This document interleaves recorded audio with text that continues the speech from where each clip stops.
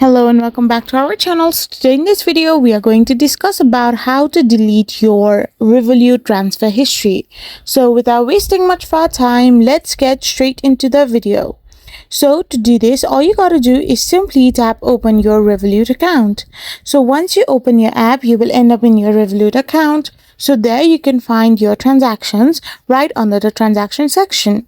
So Revolut does not currently allows the user to delete all their transfer history, as this is due to some legal and regulatory requirements like anti-money laundering and financial record keeping laws. However, all you can do is right under the transactions, you can find individual transactions that has been done. So if you're going to swipe it on the left hand side, you can find the option called hide.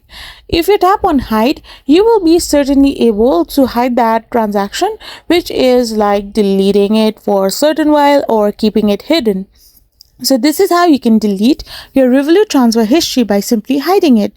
I hope you found this video helpful, so don't forget to hit that subscribe button and do give us a thumbs up. We will be back again with more informative videos. Thank you for watching.